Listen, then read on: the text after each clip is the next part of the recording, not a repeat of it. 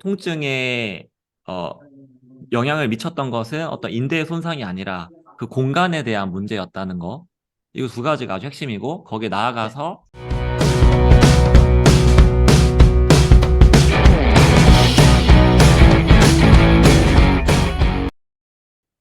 네, 반갑습니다. 힐링무브 TV의 이주한 대표입니다. 오늘도 게스트와 함께 하는데요.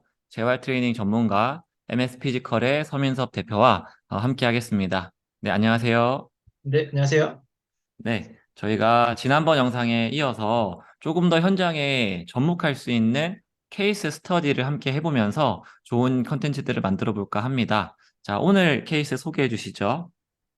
네, 오늘은 발목 케이스를 준비해 봤습니다. 그 발목 염좌 부상에 대해서 이제 준비를 좀 해봤습니다. 발목 염좌라고 하면 앵클 스프레인이라고 해서 발목이 삐는 것인데 이것이 사실 아주 흔한 질병이죠. 그쵸. 거의 뭐, 그 관절별 질환 중에서 가장 흔하다고 볼 수 있습니다. 음, 저희가 어떤 관절을 먼저 할까 같이 고민을 했는데, 역시 발목이 가장 흔하다 보니까 첫 시작은 이 발목 염좌에 대해서 케이스를 하나 보여드리도록 하겠습니다. 네, 그럼 바로 화면 공유해서 보여주시죠. 네.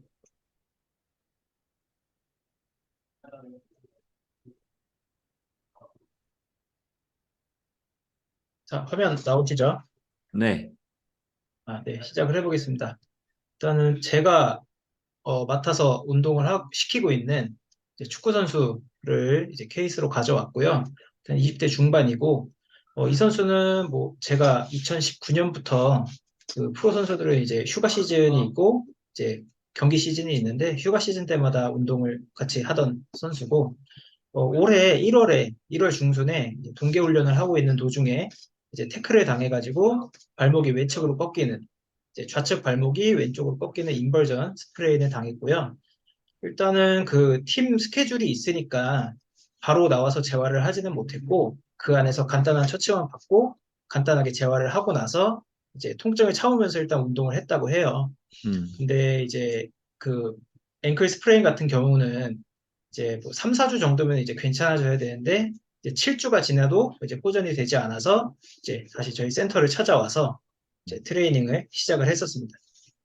음, 알겠습니다. 바로 보여주시죠. 네. 일단 그 3월 9일에 저희 센터에 처음 방문을 했었는데 첫 방문 시에 이제 좀 상태가 어떤지 설명을 듣고 그리고 테스트를 몇 가지 해봤어요. 그래서 움직임을 좀 해봤는데 발목을 움직이는 이제 돌시플렉션, 이제 당기는 거죠. 그다음에 플란타 플렉션, 그다음에 인버전, 이버전 이렇게 네 방향을 테스트를 해봤는데 그 네 방향에서 모두 통증이 있었고 그리고 이제 런닝을 하거나 점프를 하거나 그럴 때도 통증이 있었습니다. 그리고 그 이후에 테스트로 그 발목을 잡고서 앞쪽으로 당겨보는 엔테리어 드로워 테스트가 있는데 그 테스트를 했을 때 좌측이 굉장히 뻑뻑해져 있는 그런 상태였습니다. 그래서 오른쪽과 음, 비교했을 때 음, 오른쪽은 좀 부드러운데 왼쪽은 굉장히 뻑뻑해서 일단은 처치를 지금 그 화면에서 보시는 바와 같이 이제 발에다가 고무줄을 걸고서 제가 이제 그 아래쪽으로 당겨주는 겁니다. 그래서 그 트랙션이라고 하죠. 견인. 그래서 네. 견인을 통해서 이제 관절 내부의 공간을 좀 확보해 줄 수 있도록 했습니다. 그래서 이 부분에서 좀 중점적으로 보는 거는 이제 앵클에 그 몰티즈라고 해가지고 이제 복숭아뼈가 안쪽과 바깥쪽이 있죠. 그리고 그 사이에 거골, 탈루스가 이제 이렇게 끼어 들어가 있는 형태인데 이 부분의 공간을 살짝 당겨서 공간이 생기게 한 거죠. 네. 그래서 이렇게 공간을 열어줘서 움직임이 좀 바르게 나타날 수 있게 하고, 그리고 그 안에 뭐 관절액이라든지 그런 순환을 좀 잘 되게끔 해서 이제 발목이 회복될 수 있도록 좀 처치를 해 보았습니다. 그럼 궁금한 게 이제 엔테리어 드로어 테스트 할 때 그게 ATFL의 불안정성을 보는 검사잖아요. 그렇죠. 근데 정법인데. 근데 왼쪽 발목을 다쳤는데 더 뻑뻑한 네. 이유가 있나요? 어, 그 다치고 초반에 한 1, 2주밖에 안 지났을 때는 보통 이 엔테리어 드로워 테스트를 하게 되면은 이제 그 정거비인대 ATF 쪽에 통증이 나타나는 경우도 있어요. 그래서 제가 1차적으로 확인을 해 보고자 했던 거는 그 정거비인대가 다 나았는지 다 낫지 않았는지 그래서 테스트를 해봤는데 정법이인대는 이제 전혀 통증이 없는 다 나은 것이라고 추정할 수 있는 상황이었고요. 음, 그러면은 이제 이 엔테리어 드로워 테스트가 이제 그 ATF 테스트도 있지만 이제 다른 거는 이제 그 관절의 모빌리제이션, 관절 가동술이라고 하잖아요. 그래서 네, 관절이 잘 움직이는지를 또 음, 체크를 해본 겁니다. 근데 음, 이제 관절이 잘 움직이지 않는, 음, 그러니까 이제 현장 용어로 좀 관절이 떡져 있는 그런 음, 상황이었던 거죠. 음. 그러니까 그러면은 이분이 손상 당한 이후에 병원도 가서 했었나요? 그렇죠. 병원 진료 한 차례 받았다고 했고, 그 다음에 네, 아무래도 프로 선수다 보니까 팀에 네, 그 트레이너 선생님들이 계셔가지고, 네. 일단 뭐 물리치료라든지 그런 거는 지속적으로 받았다고 했었습니다. 아, 그러면 기부스는 안 했고요. 네, 보통 그 앵클 스프레인이 발생을 하게 되면은 이제 보통 일반인 분들께서 그 발목이 뼈다 하면 정형외과 가면은 엑스레이 찍어보고 바로 이제 방깁스를 하잖아요. 네, 근데 선수들 같은 경우에는 이제 방깁스를 굳이 하지 않고 음, 이제 바로 이제 치료를 하면서 네, 이제 더 회복이 빨라질 수 있도록 시도를 음. 합니다. 어, 그러면은 또 역시 그렇게 하면은 사실 절뚝거리잖아요. 처음에 손상당했을 그렇죠? 때.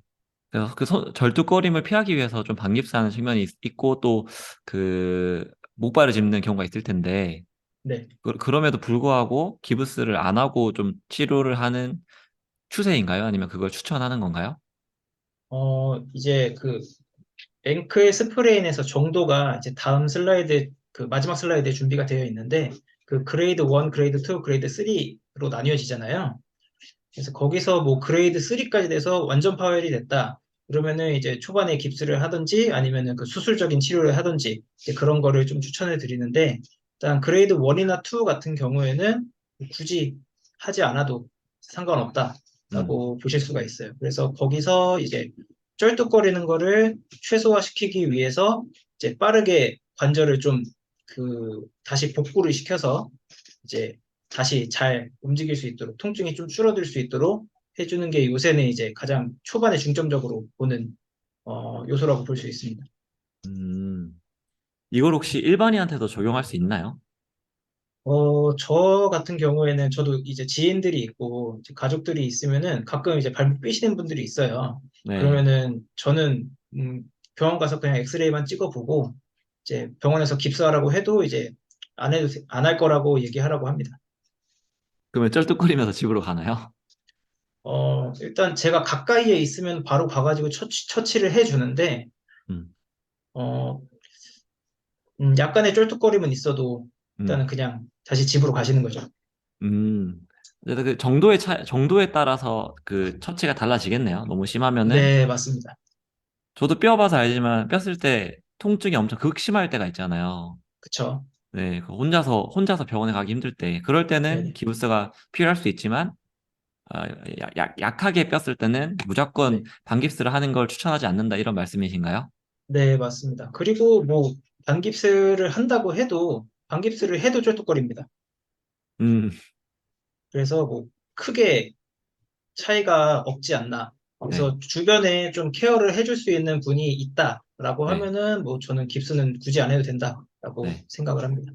어, 그러면은 하나 더. 지금 이제 이 슬라이드에서 재활에 들어간 시기는 다친 시기보다 좀 지난 거잖아요. 네. 그럼 이 사람이 이렇게 움직임을 취했을 때는 통증이 좀 있었지만 이전에는 그 첫 통증이 발생됐을 때 통증이 줄어들어야 그 다음 단계를 나갈 수가 있잖아요. 네, 그럼 맞습니다. 어떤 식으로 통증이 줄어들었는지 알고 계세요? 일단 처음에 부상이 발생했을 때는 통증이 좀 심해서 하루 이틀 정도 쉬면서 계속 물리치료만 받았다고 하고요. 이제 그 물리치료라고 하면은 이제 뭐 전기치료도 있을 거고, 그다음에 흔히 그 얼음을 많이 대잖아요. 그래서 얼음을 대는 처치도 있었을 거고, 그렇게 하면서 통증이 한 3 정도까지, 한 3, 4 정도로 줄어들고 나서 그냥 그 정도 참고서 그냥 뛰었는데, 이제 그렇게 참고 뛰다 보면은 이제 그 통증이 내려가야 되는데, 그렇지 않고 계속 지속이 된 케이스죠. 알겠습니다. 자, 그러면 계속 설명해 주시죠. 어떻게 네. 관리를 하셨는지. 그래서, 처치는 일단 견인을 중점적으로 많이 했고요. 그 다음에 발의 내재근 운동을 좀 진행을 했어요. 네, 그래서 그 발가락을 좀 움직이는 데 있어서 이제 네, 플렉션, 그 굴곡을 하잖아요. 네, 근데 굴곡을 시키는 그 근육들이 여러 가지가 있는데 네, 일단 뭐 장무지글근, 네, 그다음에 장지글근. 그래서 뭐 네, 플렉서 할루시스 롱구스, 플렉서 디지트럼 롱구스 이제 얘네가 있고 네, 그다음에 이제 똑같이 이제 짧은 근육들 브레비스 근육이라고 하죠. 그래서 단무지글근, 그다음에 단지글근, 네, 그리고 또 충양근, 룸브리컬스라고 하는 네, 이제 우리말로 하면 벌레근이죠. 네, 그런 근육들이 있는데 이제 저 같은 경우에는 그 손가락으로 제가 예시를 보여드리면은 그 롱구스나 브레비스 같은 경우에는 이렇게 구부러지는 음, 발가락으로 치면은 이제 윗부분이 발가락 끝부분이 다 구부러지는 그런 모션이겠죠. 그래서 요것도 시키긴 하는데 이거보다 더 중요한 게 이제 충양근 룸브리컬스를 많이 사용해서 이 MTP 조인트의 모션을 이렇게 만들어주는. 음, 이렇게 해야 이제 발에 있는 그 발 내부에 있는 내재근들을 움직일 수가 있어요. 그래서 음, 발가락 끝이 이렇게 구부러지게 되면은 그 위에 종아리 쪽에 있는 근육들을 조금 더 자극을 하기 때문에 이제 발가락을 최대한 펴서 눌러주는 이제 그런 모션을 많이 선택을 했습니다. 그래서 음, 그런 식으로 먼저 이 발을 사용하는 방법을 먼저 재교육을 했고요. 이제 원래 하던 선수였는데도 다치고 나서 다시 하려니까 또 이제 잘 조절이 안 되는 부분이 있어서 이제 지속적으로 좀 관리를 하면서 이제 진행을 했었고요. 그러면서 같이 진행을 했던 게 이제 요 사진에 그 발 밑에 디스크 보이시나요? 네, 네, 이제 디스크 위에 올라가 있는 거죠. 네, 이 디스크 위에 올라가서 앞꿈치만 이렇게 되게 되면은 이제 발의 힘을 쓸 수밖에 없어요. 그래서 이 발의 힘을 잘 사용을 하면서 이제 발목의 움직임 그리고 하체의 움직임을 지속적으로 만들어 줬습니다.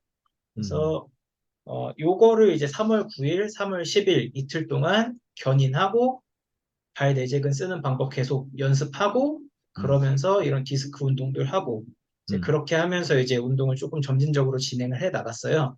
그래서 그렇게 2번 운동을 하고 처치를 하고 나니까 세 번째 운동을 3월 10일에 왔는데 바로 점프 다 했습니다. 통증이 다 오, 없어졌어요.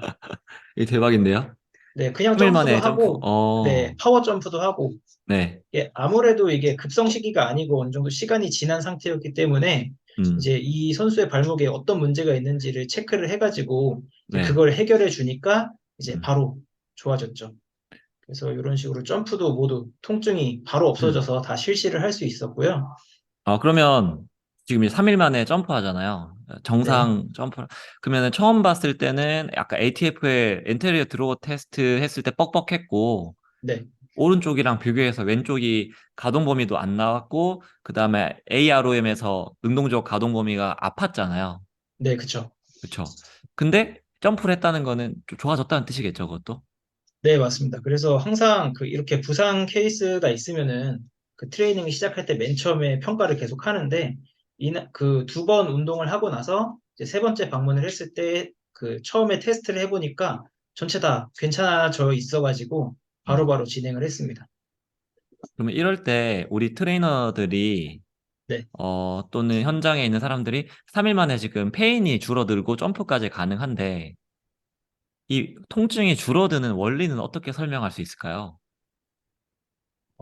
그 다치고 나서 초반에 급성식이라고 하면은 이제 구조물의 손상이 있기 때문에 그 구조물의 손상으로 인해서 통증이 발생을 하잖아요. 네, 근데 이제 지금은 이제 시기가 많이 지난 상태였기 때문에 그 급성 시기는 아니었고, 그래서 평가를 해봤을 때, 그 앞서 말씀드렸듯이 이제 엔테리어 들어왔을 때 좀 뻑뻑했다.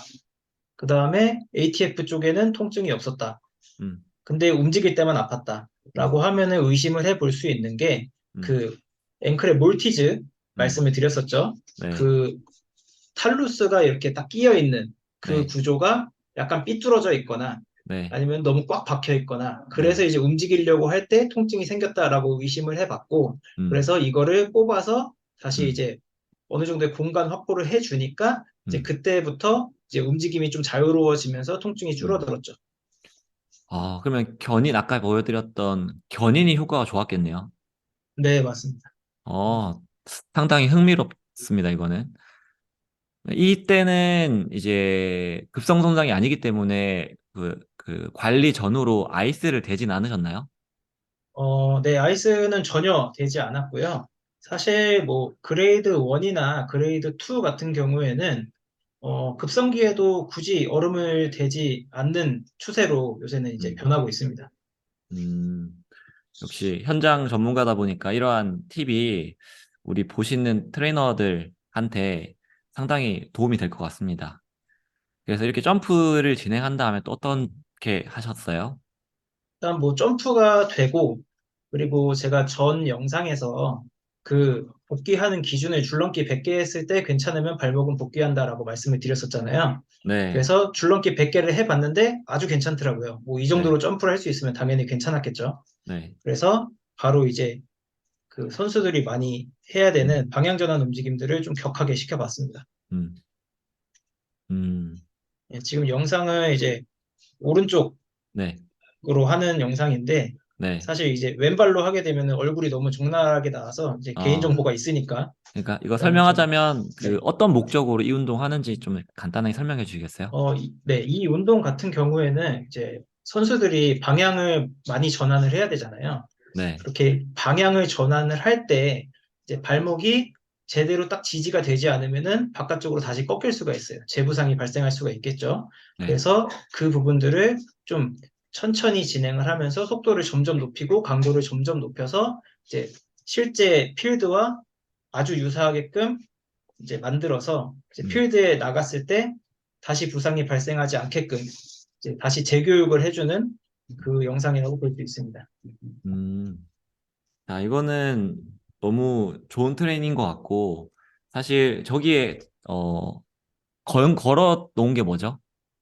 줄? 이거는 그 수평적으로 저항을 걸어서 네, 일단은 다시 영상을 보시면은 여기서 선수가 오른쪽으로 갔다가 왼쪽으로 쭉 치잖아요. 네, 이렇게 방향 전환을 할 때 조금 더 저항을 걸어서 더 네, 강하게 힘을 써야 되게끔 네. 만들어주는 그런 장비라고 볼 수 있습니다. 어, MS 피지컬에 있는 장비일 텐데, 저건 다 전문적인 카이저라든지 저 장비도 전문적인 장비잖아요. 네, 맞습니다. 이 네, 장비는 벌티맥스라고 하는 장비고요. 네. 완전 전문가용인데, 이거가 없는 센터, 저거 네. 대신에 밴드로 묶어서 해도 좀 되긴 되겠죠.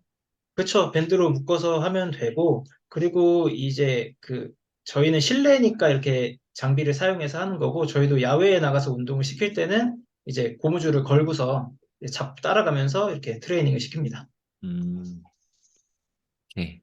그래서 이분은 어떻게 되셨나요? 복귀하셨나요? 네, 복귀를 했고요. 이제 복귀해서 이제 훈련 열심히 하고 있고, 지금 이제 감독님이 빨리 그 경기 출전을 해주기를, 그 명단에 올려주기를 이제 바라고 있는 상황입니다. 음, 좋은 케이스인 것 같습니다. 좀 정리를 해보자면, 어, 발목이 뼈을 때 우리는 가장 큰 게, 이거 화면 공유 꺼주시겠어요? 네.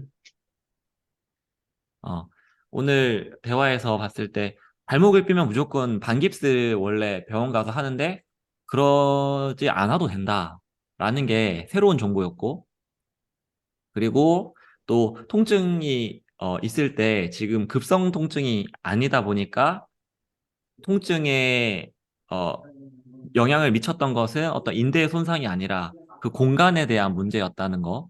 그래서 탈러스, 고골의 뼈와 그리고 그 위에 있는 이제 경골의 뼈와 이러한 공간에 대한 문제. 그래서 몰티스를 움직여주니까 좋아졌다.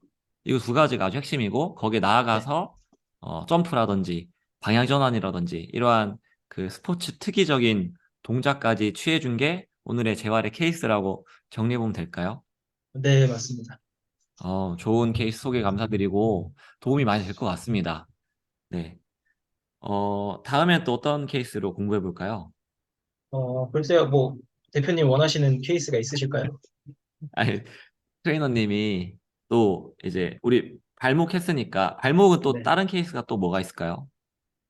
발목 같은 경우에는 뭐, 보통 그 스프레인이 많잖아요. 네, 그리고 스프레인에서 뭐 다른 여러 케이스들이 있긴 했어요. 이렇게 방금 보여드렸던 이 선수처럼 네, 이제 딱 바로 캐치를 하고 빨리빨리 처치를 해가지고 바로 좋아진 케이스도 있었고, 음, 그 다음에 캐치를 했지만 음, 이제 그 부분이 어느 정도 또 시간이 걸려야 되는 그런 상황도 있어서 음. 이제 그런 케이스들도 있긴 했습니다.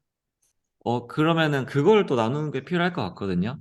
그러니까 네네. 바로 즉각적으로 좋아진 것도 필요하겠지만 방금 말씀하신 것처럼 네. 좀 오래 걸렸다든지 바로 제대로 되지 않았다는 것들을 또 정리해서 말해주면 좋을 것 같습니다. 네. 그래서 다음 시간에는 또 한번 발목 케이스 좀 다양하게 몇 가지, 지금 말씀하신 두 가지 정도 케이스로 준비를 해서 또 케이스 스터디 해보면 좋을 것 같습니다. 네. 또 오늘 화면에서 시간 내주셔서 이렇게 케이스 스터디 해주셔서 감사드리고 저희는 또 다음 영상에서 함께 뵙겠습니다. 오늘도 시청해주셔서 감사합니다. 네, 감사합니다.